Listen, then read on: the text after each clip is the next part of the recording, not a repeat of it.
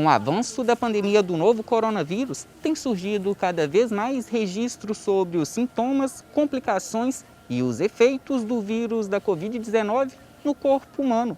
Com a necessidade do distanciamento social e o isolamento, como que fica o intelecto das crianças?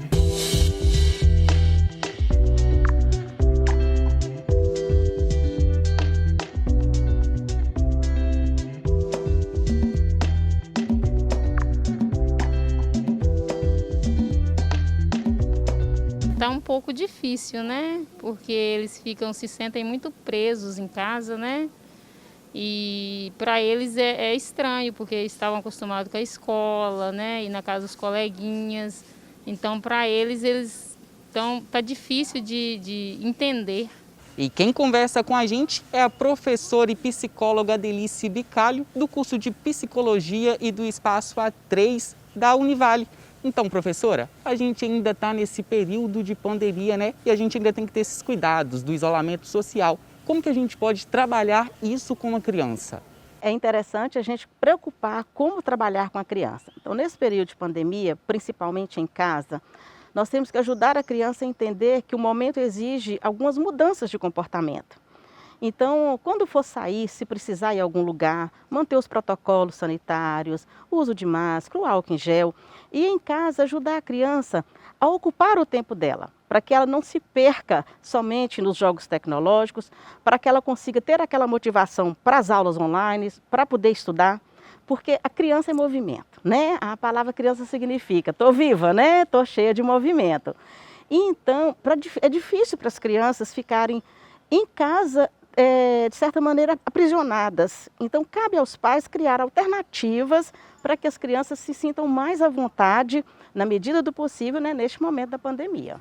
E você disse aí dos jogos eletrônicos, né? Eles também são vilões, podemos dizer assim. Como que a gente pode trazer, né, fazer com que a criança ocupe mais o seu tempo sem esses dispositivos eletrônicos? Ok, então vamos lá.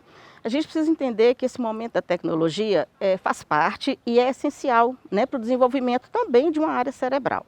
Então vamos entender que o ser vilão é o excesso de tempo exposto aos jogos eletrônicos. Então a criança não pode ficar com excesso de tempo. Nós recomendamos que a família fracione esse tempo durante o dia. Então, por exemplo, 1h30 até 2 horas na parte da manhã, 1h30 até 2 horas na parte da tarde e à noite mais 1 horinha. Então a família precisa disciplinar, fazer uma rotina de horário, para que esse cérebro não fique, de certa maneira, acostumado demais e chegar a criar uma conduta dependente dos jogos. De criar um certo vício, né? Sim. Como que a gente pode trazer a infância dessas crianças, torná-las mais lúdicas, digamos assim? Então é interessante, você me faz lembrar, né, da origem da palavra infância, que traz essa questão do brincar, da ludicidade, né? Eu oriento os pais, oriento a família que coloque mais jogos sem ser os eletrônicos. Então nós temos várias alternativas de jogos que a família pode espalhar pela casa, porque a criança ela vê o quê? O aparelho do videogame, ela vê o celular, ela vê a televisão, ela vê o computador. Mas se ela vê um jogo de damas, se ela vê um jogo de dominó, se ela vê revistinhas, né, em quadrinhos, os gibis, se a criança encontrar jogos também à disposição dela, a própria bicicleta, a motoquinha, a patinete, né, outros brinquedos, ela então vai se interessar. Então a família tem que oferecer, deixar à vista para crianças esses outros jogos. Senão ela vai ver só os jogos tecnológicos. Em questão dos pais, né? Às vezes é uma situação nova para os pais também, né? Essa pandemia, trazer a criançada toda para dentro de casa. Como que a gente pode aconselhar eles a agir nesse novo normal, digamos assim? Okay. Então vamos lá. Se a família mora em apartamento, procurar uma área livre, um play, uma garagem no momento onde não tiver veículos, né? Para poder criar situações de brincadeiras ali. Inclusive, a gente conhece pessoas que já estão fazendo isso. O próprio condomínio fez adequações com horários para que as crianças pudessem brincar na garagem, porque o condomínio não tinha o play.